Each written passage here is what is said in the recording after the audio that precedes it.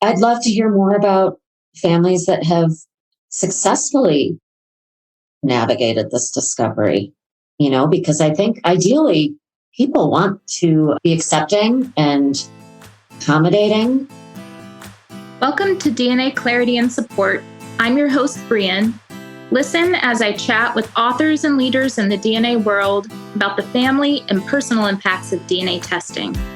You'll hear news stories, unique perspectives, find out about books, websites, organizations, other podcasts for those involved in the world of DNA. Please be sensitive to younger listeners as the conversations can get intense at times.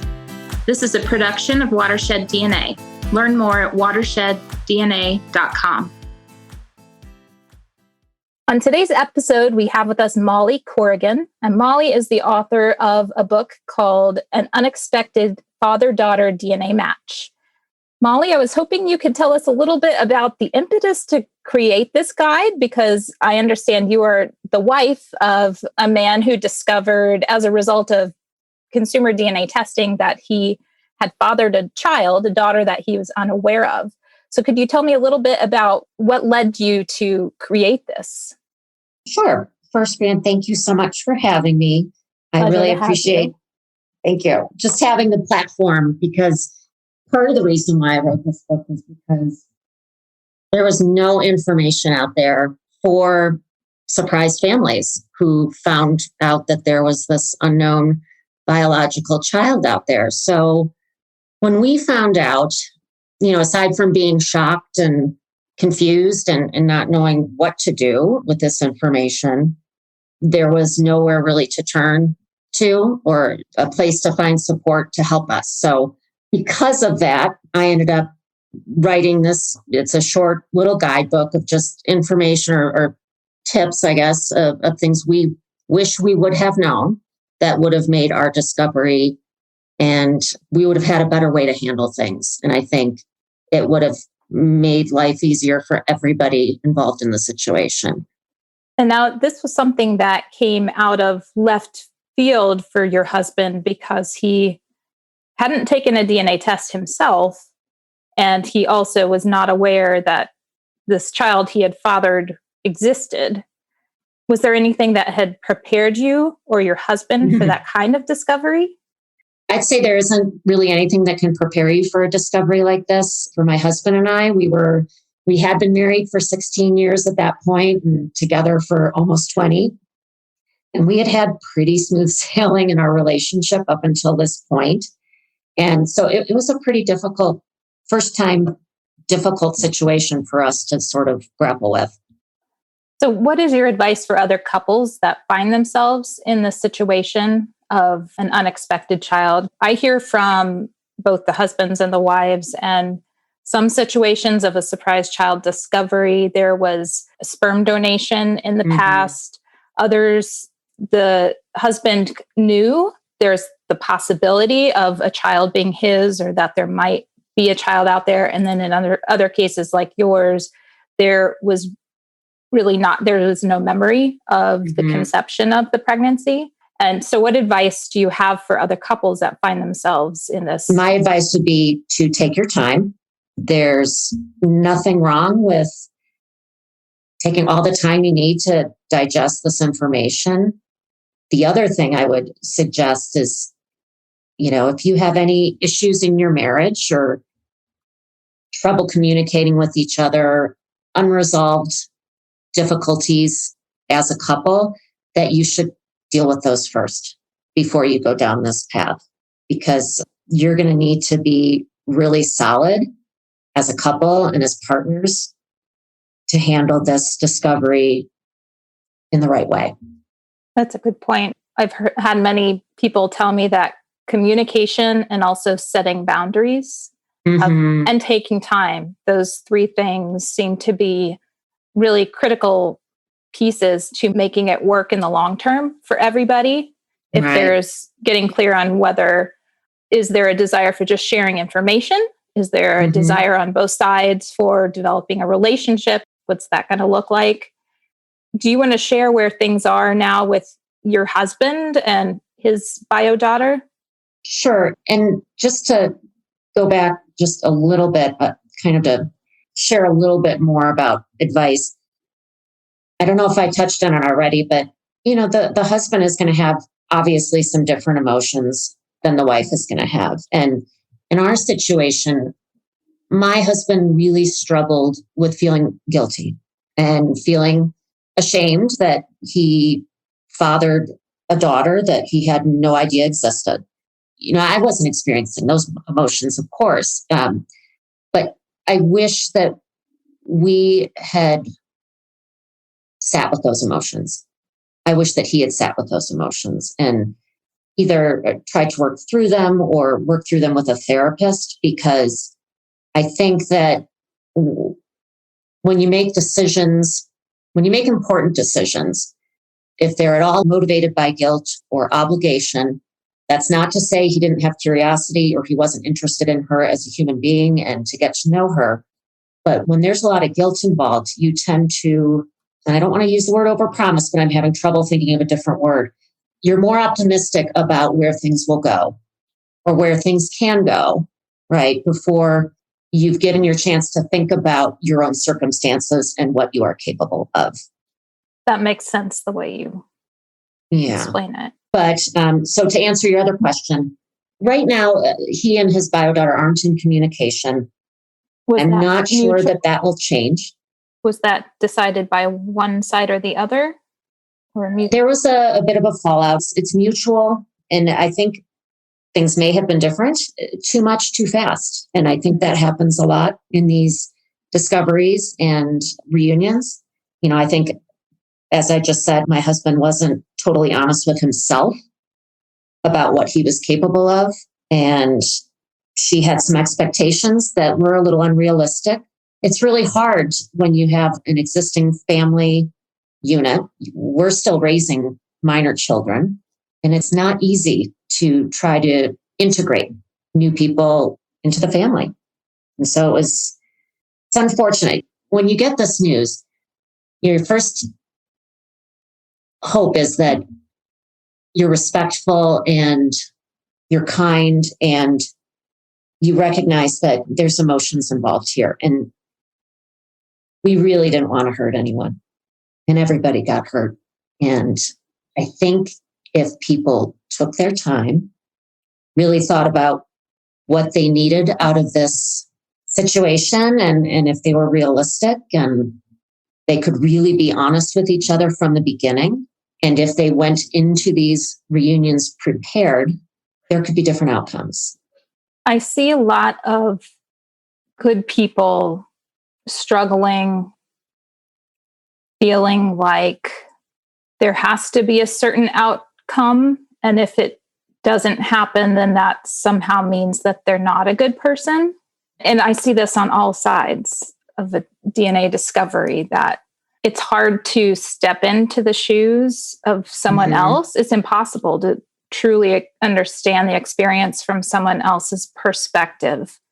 And a lot of good people get hurt unintentionally.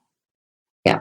How has this experience changed your relationship between you and your husband? I would say we're really lucky as a couple, just from a lot of the stories that I do know.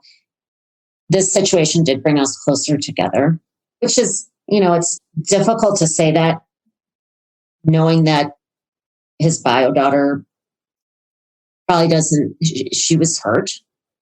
How much does she know about your family's side of the experience?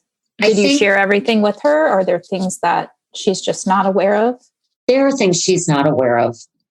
She approached us as a family respectfully, and I always appreciated that. And she didn't have children or a husband. And so, just as you said before, it being difficult to really understand another person's position and to step into their shoes and to understand their own circumstances. And you really never can. There was no way for her to know that her appearance on an unsuspecting family could be difficult and create upheaval in an otherwise stable family. Are there suggestions you'd give to other biological children, sons and daughters, before they reach out to a discovered biological family that may or maybe does or does not know that they exist? Well, I guess one thing I hope for both people who are searching and for people who are found is that they get support with a therapist before. So for a bio daughter, I would hope that she had some professional support to help guide her, on the best ways to reach out to people. Probably the biggest thing I would suggest is whether they reach out via email, or hopefully it would be an email or a letter or through an intermediary, be very clear that you want to give this family space. Acknowledge that I understand this is probably very surprising. You may not know what to do with this information. I encourage you to take as long as you need. But in the meantime, it would be great if you could acknowledge my letter or what have you. I think that would be really helpful. So being very clear that it's not an emergency on their side. That's huge. And I think, now that so many people are taking these DNA tests, I don't know if this will be a real popular suggestion, but consider waiting to be found. And I'm only saying that because if you put your DNA out there, chances are you are going to get a match. And maybe one of those matches would say, hey, you appear to be a close relative. Waiting to be found, it would give them more time. They wouldn't be blindsided. And right away, they would understand that out of a great amount of respect, you didn't reach out until somebody found you. I understand that might not always be possible, but I'm familiar with a couple families where that is what happened. And the outcome was much better because there was less pressure. There was just an understanding of respect from the get-go. Taking your time and giving everybody a chance to get used to this information, there's going to be a better outcome for everyone. Something that you wrote about in your book was the understanding the value of medical information to a biological child. What are your thoughts on whether that's one of the first things that a biological child should ask from the family when reaching out versus, waiting for later conversation? That's interesting because our biological daughter never asked for any information regarding medical.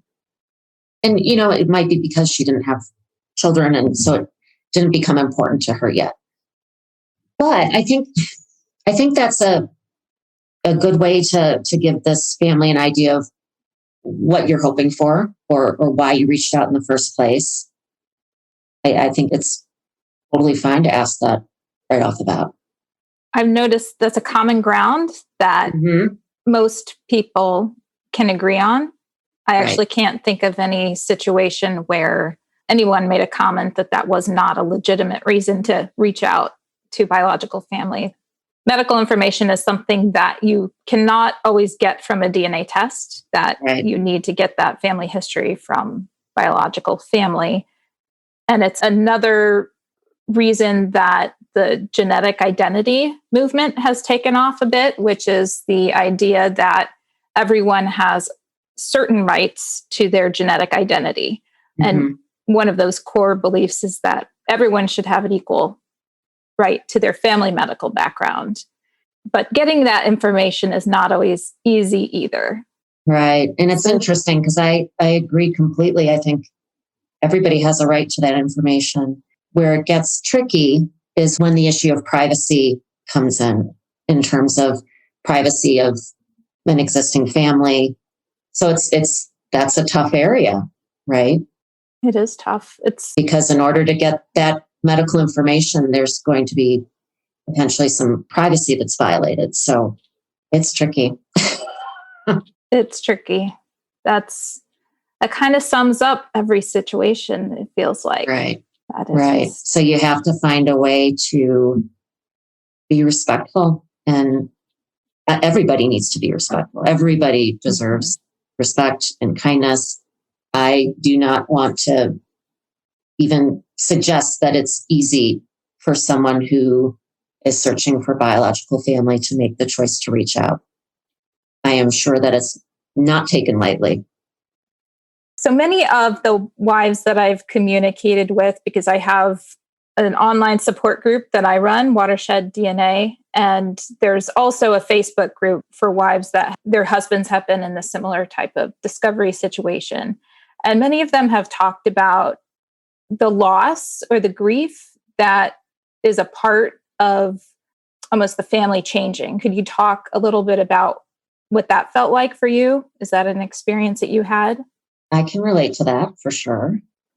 And these were feelings that really surprised me, I have to say. And other women have shared similar feelings like that. But in general, I'm a pretty laid back, even keeled, not terribly emotional person. And this discovery just hit me just deep inside of my gut. And it was a visceral reaction. And, logically looking at the situation, you can say, oh, this happened long before I met my husband. And, we've each had long-term relationships before. What's the big deal? Well, it's just different. To summarize, this discovery changes your story with your husband. It changes the story of your marriage. It affects some of the things that create intimacy between the two of you. So, for example, I had been the only woman on this earth to bear my husband's children. And that's something special. That's a touch point of intimacy between us. Another point that was difficult for me was thinking about how being grandparents would be something that he and I were going to share together. And that may no longer be the case. And then your mind goes down to walking your daughter down the aisle. Is that going to be something he does with another daughter and not the daughters that you share? It was a strange feeling that was hard to explain to other people, but it was something that was there just deep within your soul. It was really an isolating time. You feel very alone, not only because it's hard to explain, because you suddenly are, the only person in your family who is unrelated to this new person. It's complicated, and it surprised me, just the reaction that I felt. It was just... Did it feel like grief? Yes. Oh, yeah.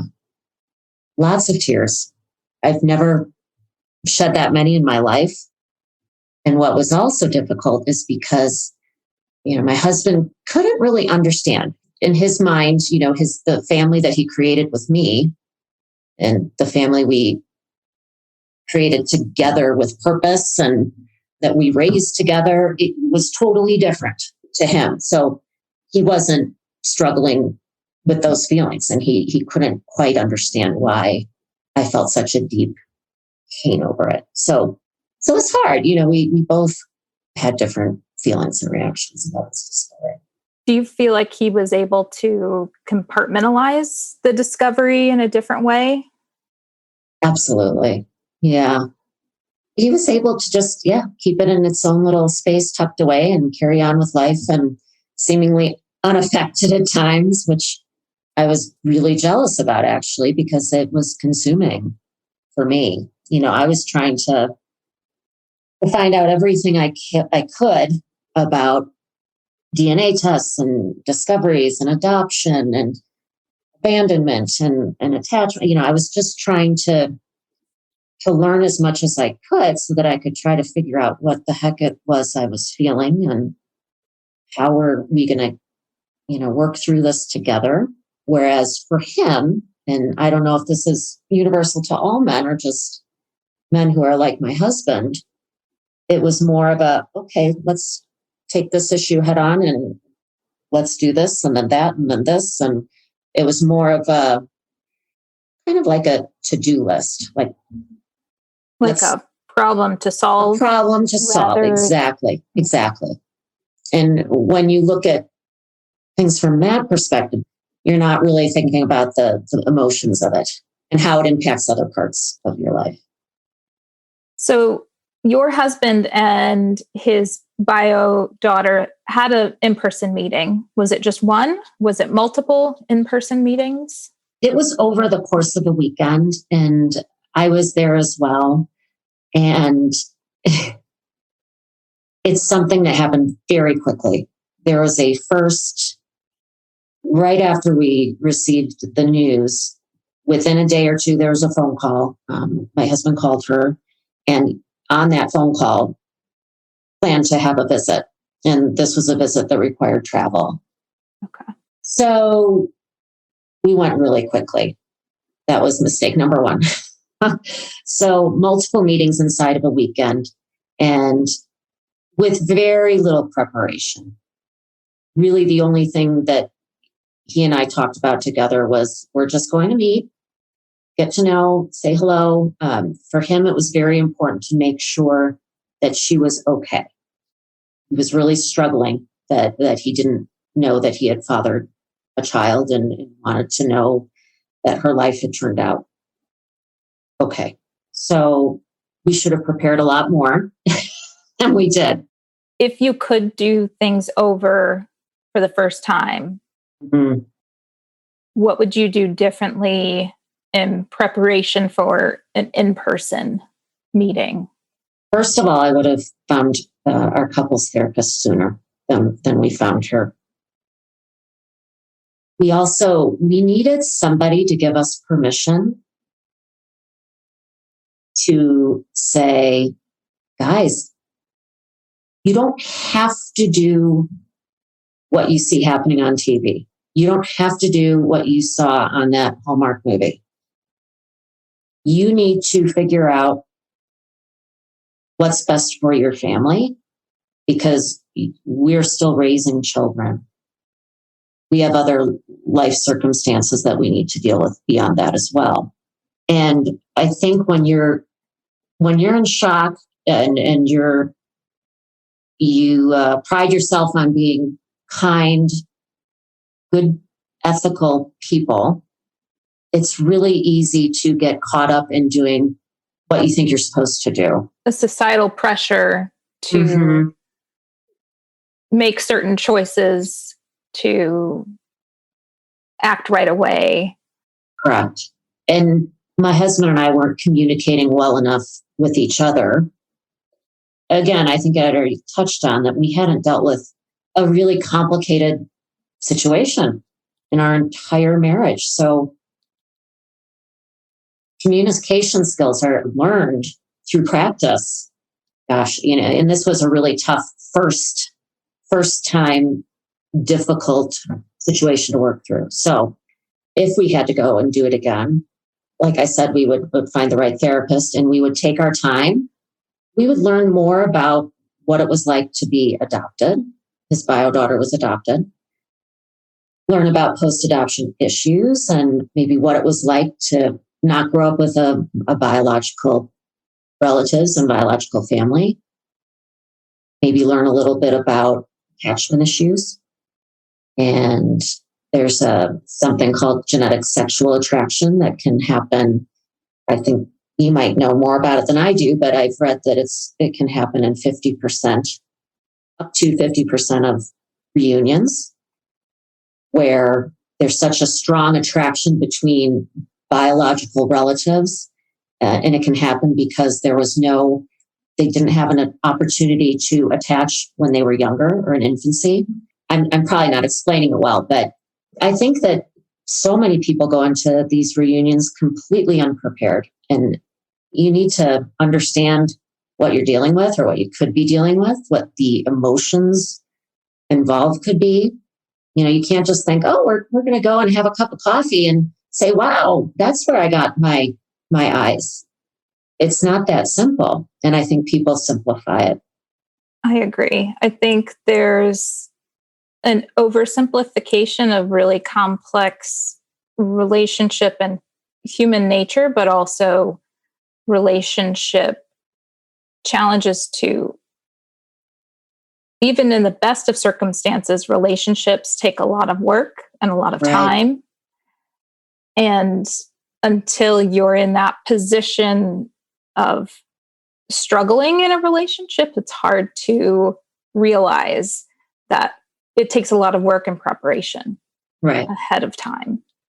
And a lot of, you have to decide, what am I capable of? Do I have the time and the attention and the desire to put in the work to establishing a relationship with this person?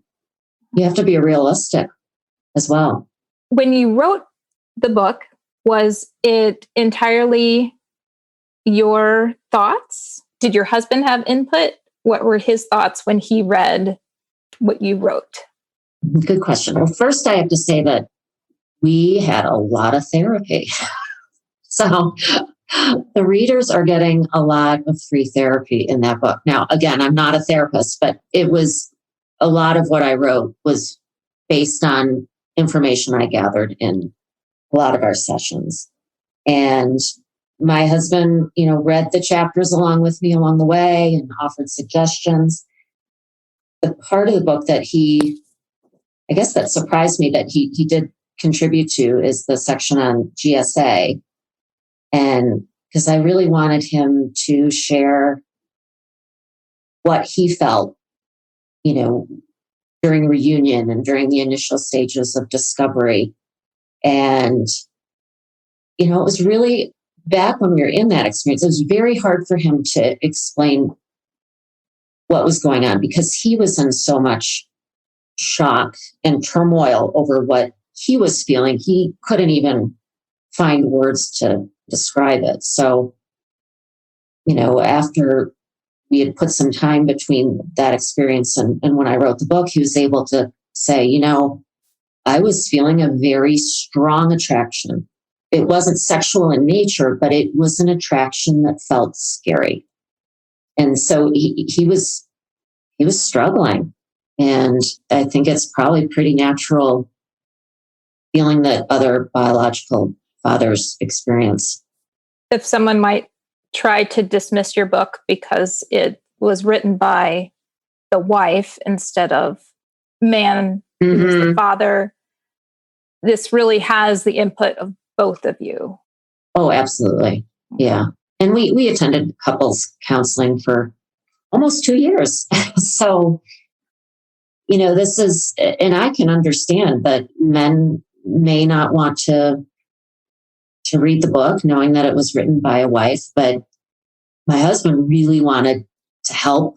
I would love to see a guide written for other biofathers by biofathers. I haven't been able to find anything. I haven't even been able to find a blog written by a biofather for other biofathers. So I don't know if there's a little bit of shame involved. And they don't want to put themselves out there. For my husband, it's just, he wouldn't just sit down and write about this experience. So between the two of you, you are the writer and your husband is the editor. Yeah, that looks good, hon. The kind of person like I had said earlier, I had to read everything I could get my hands on because I really tried hard to understand this. I wanted to work through it. I wanted to try to do the right thing. I don't know. I don't know if we did the right thing. But what I did want to come out of this is at least to have a resource for other families. What I'm advocating here it's not radical. If you take away the main idea of this book, it's about taking your time and really thinking this through before you go down a path that can have really serious emotional implications for a lot of different people. Okay. That shouldn't be, an idea that people have anything to argue about. And it's not a super long read. That is on purpose. Yeah. And I thank you for letting me post this on watersheddDNA.com in the resource store. Oh, sure. Because it's available in other places. It's now available as a paper copy. You can order a paper copy as well on Amazon. Right. It began as an ebook. And I feel like the more places that it's available for people to find and read in whatever way they read, that it's only helping create better understanding from all sides. And what I'd also love to see, as a result of maybe people picking up this book, is I'd love to hear more about families that have successfully navigated this discovery, because I think ideally people want to be accepting and accommodating. Life is easier without stress and upset, right? And I'd love to hear from more people that can give advice on how it's worked for them. Because for our story, just, it doesn't have a positive ending. The only positive we can bring from it is that maybe we can help other people have a better result. So a silver lining would be that the book came from your experience. And even if it wasn't there to help you, it will be there for other families moving forward. Right. Because I knew, for us, it was such a lonely experience. And it was scary, just not knowing what to do and not having anything helpful to help guide you, except for unrealistic portrayals in the media.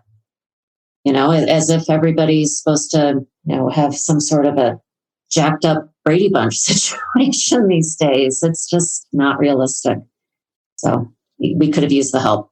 Some people try to compare the discovery of an unknown biological child to a blended family that was formed as a result of divorce and remarriage.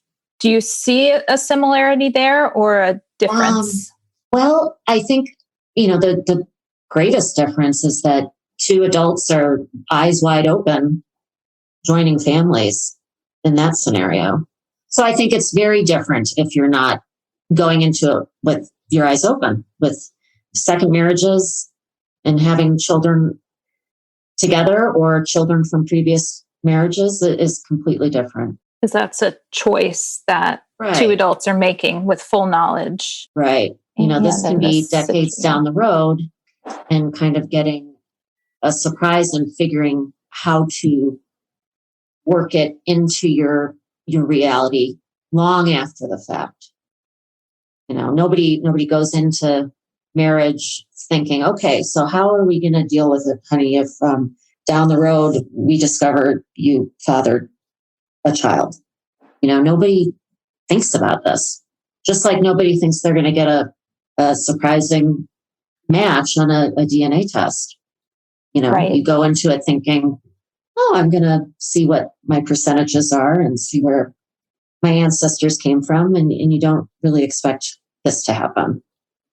Even if there's the little caveat saying, if you click this box, you could learn something that you won't be able to unlearn. No one really believes they're going to be that one. Exactly. But if they only knew the percentages, right, of how many people actually do find something surprising, maybe there's no way to prepare.